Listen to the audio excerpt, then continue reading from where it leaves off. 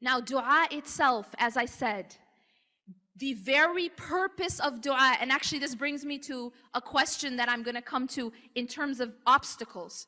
One of the obstacles that we face that keep us from continuing to make dua is this. We oftentimes feel, I've been making dua, and my dua is not being answered. Allah is not hearing my dua, a'udhu billah. Or Allah is not answering my dua, a'udhu billah. I feel like it's not working. And sometimes when I feel that way, then I want to give up. But let me give you guys a scenario so I can make this point. Imagine a person really, really badly wants a red Ferrari, okay? And so what this person does, because they want a red Ferrari, they know that Allah is as-Sami', right? And Allah is al-Mujib, and Allah answers. And so what they do is, they wake up every single day for tahajjud, okay? To pray for their red Ferrari, all right? Let me actually bring an example maybe more relatable. You want to marry person X, all right? So you wake up for tahajjud every single day to pray, let me marry person X, all right? Whether it's the Ferrari or person X, but you wake up every single day for a year for tahajjud, and you cry to Allah to give you this thing. Now let me ask you this question. At the end of that year, whether you got the Ferrari or you didn't, you actually got something better. And it was in the process of making the dua that you got that thing. And what was it? What's that thing that you got that was better than the Ferrari? It's something you can't buy with all the money in the world. And that is the nearness to Allah. The fact that the process of you getting up for tahajjud and crying and begging Allah and praying and making dua was in fact bringing you closer to Him. And that nearness itself is more valuable than whether or not you got the answer to your dua. The answer. The process itself is better than what it was you were asking for. Make sense? So Allah subhanahu wa ta'ala sometimes delays the answer to dua for this reason. Now in this example, when the first night that I woke up and I prayed for my Ferrari, I personally don't care about Ferraris, but assume I did, and I got up and I prayed for this Ferrari. Imagine if I had gotten the Ferrari the first night.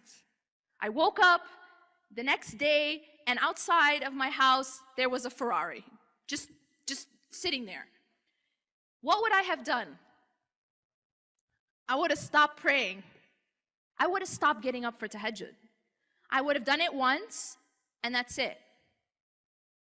And so actually, by delaying the answer to my dua, it pushed me to do what? To continue to get closer and closer and closer to Allah through the process of that begging, through that process, by the very fact that Allah delayed the answer. So we should never lose hope when the answer to our dua has been delayed. That's number one. Number two, I was praying for a Ferrari, but when I went outside, there was a Passat. And I'm like, I didn't ask for this. But it turns out that had I been given the Ferrari, I was gonna drive way too fast, and I was gonna get in a car accident, and I was gonna kill myself. But the Passat, you know, I was gonna drive more sensibly. And so in this case, I asked for something, yes, but it wasn't good for me. And Allah gave me something else, which was better for me. Sometimes the answer to our dua doesn't come in the exact form that we think it should. But that doesn't mean that Allah is not answering our dua. It doesn't mean that Allah is not hearing and answering our dua, because Allah has promised us that He hears and answers dua, and Allah never breaks His promises.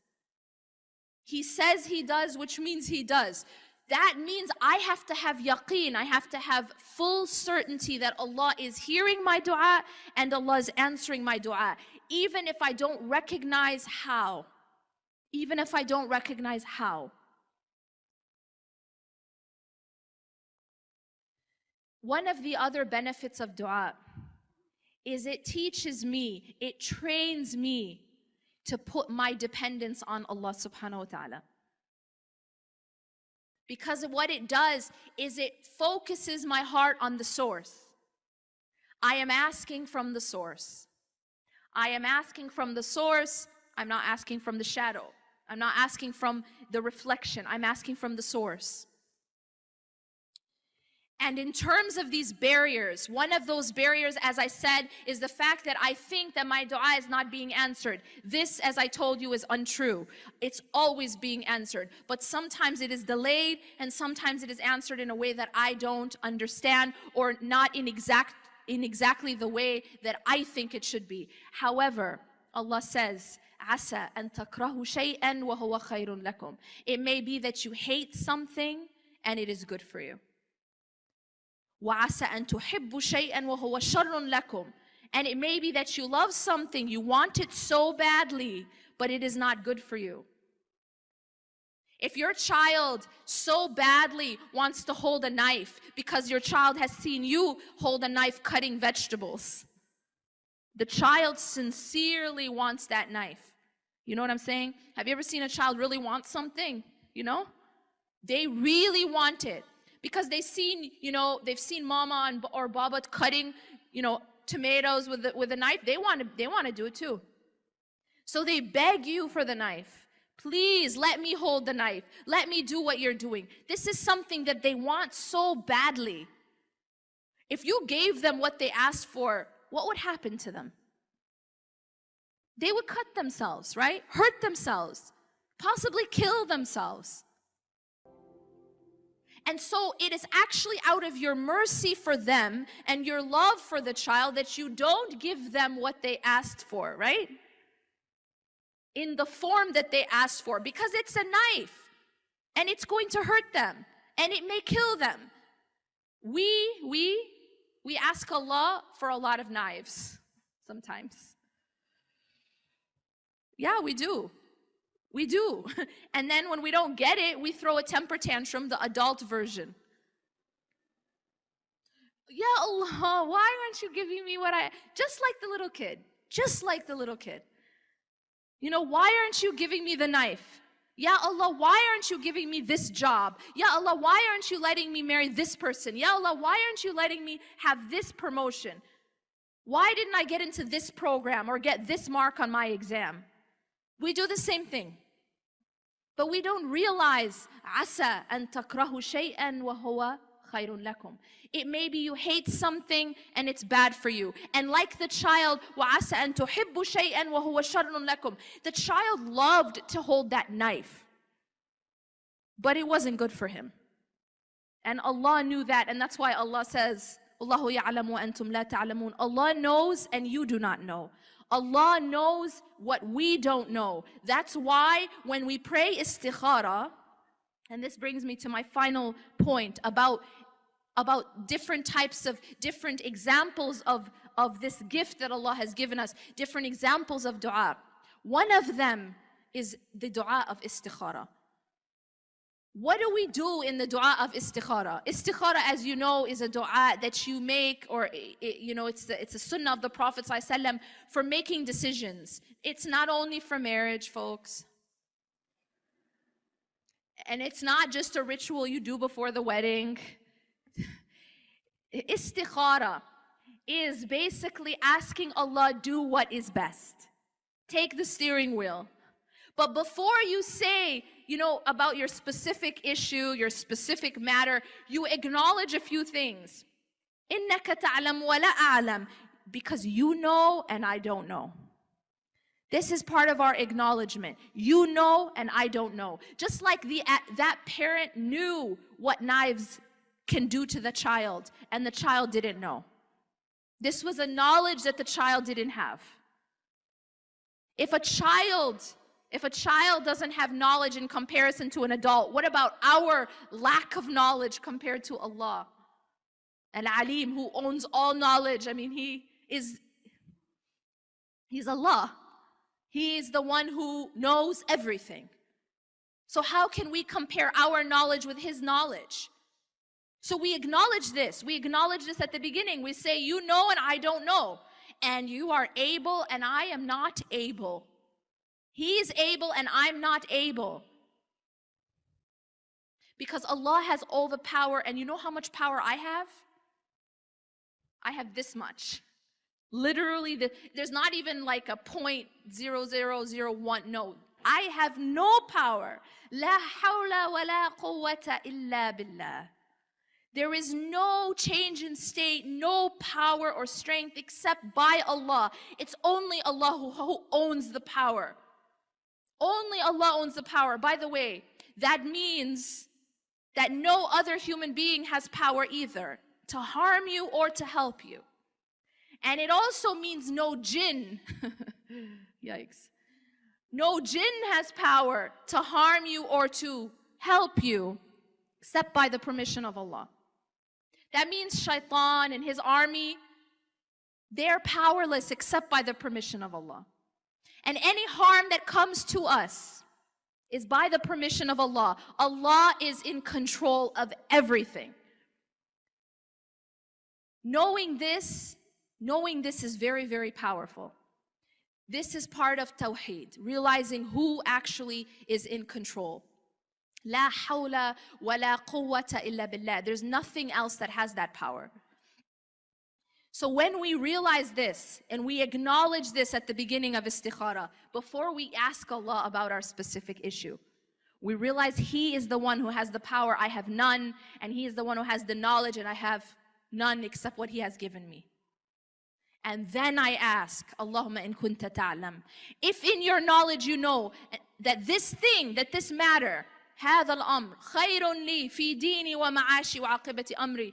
And if you know that this thing is good for me, and this is of course talking about this life and the next, فَقْدِرْهُ لِي وَيَسِّرْهُ لِي ثُمَّ بَارِكْ لِي فِيهِ. Then make it happen, make it easy, and put blessing in it. And if you know, and كنت تعلم أن هذا الأمر شر لي, if you know that this thing is bad for me, again in dunya and deen, فَاصْرِفْهُ عَنِّي وَاصْرِفْنِي عَنْهُ. Then take it away from me, and then take me away from it. وَاقْدُرْ لِي الْخَيْرِ حَيْثُ كَانَ ثُمَّ ارْضِنِي بِهِ. And then bring me what is good for me, and make me pleased with it. This is a perfect dua. This is a perfect dua, asking Allah to take the steering wheel of your life. It's not asking for a dream. You know what I'm saying? Sometimes we don't really understand how do I interpret my answer to my istikhara. We go outside and we look for like lightning in the sky. You know? Like if you're considering someone for marriage, like you're gonna see their name in the clouds. Right? Or we really, really want a certain answer, right? So it's like, oh, okay, you step outside and you see a dog crossing the street, and you say, oh my God, that's a sign, because dog starts with D, and D is one of the letters in this person's last name. Right? It's a sign. Why are we like this? Because first of all, istikhara is not really about signs. It's not about dreams. Remember, nothing in this dua that I just translated says, give me a sign or give me a dream. It actually just says, take over. Take over. Do it. Take care of it. And if it's bad, take it away. So after you pray istikhara and this thing is being taken away, but no, I saw the dog. It rained, and rain begins with R. Anyway. But your answer to your istikhara is in also what happens. That something can become facilitated or something can become obstacle upon obstacle upon obstacle. You have asked Allah, if this is good, then make it happen and make it easy and put blessing in it. And if it is not, take it away. But you see, you didn't really mean that. You know what I mean? It's just a ritual. But at the end of the day, folks, at the end of the day, is there anyone who doesn't want khair? Is there anyone who doesn't want goodness? Is there anyone who says, actually for me, I want shar? I want something bad to happen. Nobody wants that, right? Everyone wants what is best, yes? Everyone wants goodness, yes? So how come we would hold on to something that is bad for us? If we trust Allah to do what is best, then why do we continue to hold on to things that may be bad for us? Why do we continue to hold on to the knives? The reason we do that is because we don't realize and we don't have enough trust in Allah subhanahu wa ta'ala that He knows what He's doing. He knows what He's doing. And you asked Him to take over, didn't you? Because you're being wise. You're saying, I have no idea what I'm doing. Only you know, so take over. You know, it's like you get in a car, like a 2-year-old gets in the car, and then there's an adult, and the 2-year-old says, no, I'm gonna drive. I got this. What do you think about that situation, right? The 2-year-old is taking the steering wheel while there's a professional, driver, adult, right there sitting in the passenger seat. Does that make any sense? Why? Because that 2-year-old has no idea what he or she is doing. That 2-year-old shouldn't be driving because the 2-year-old is going to cause an accident and kill everyone, right? But this is what we do, and Allah is high above any analogy. But this is what we do.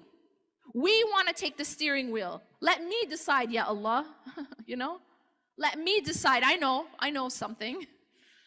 Like, do we know better than Allah? Are we more able to steer and direct that car than Allah? Are we more able to direct our lives than Allah? Do we know better? It was like going into surgery room, the surgical room, and being like, surgeon, I got this. You know what I mean? Like, you don't know anything about surgery. You don't even know how to cut an apple. And you're gonna go and cut this person and think that this is what we do with God. I mean, it sounds funny when I tell you if we did this with another human being. At the end of the day, the surgeon's just a human like you, right? But yet you think it's so silly to go in and think that you can take over that surgery because you know something. But now I'm talking about God. I mean, we do this with God. We do this with Allah. We think we should take over. No, ya Allah, actually this should have happened. No, I think there was a bit of a mistake here. I actually was supposed to marry that person. There's a bit of a mistake. I'm sorry. Can you fix it? A'udhu billah. Or no, I was really supposed to get that job. Or I was really not supposed to miss that flight. Anyway, yeah. You know what I mean? When things happen and we don't like it, we act as if there was some mistake and it should have happened my way.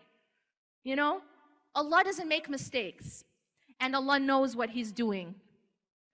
We ask Allah subhanahu wa ta'ala to make dua a tool for us to get closer to Him, and for us to realize that while we can ask for things, that's fine, but we realize that the greatest gift of dua is the nearness to Allah subhanahu wa ta'ala that comes in the process of begging from the King.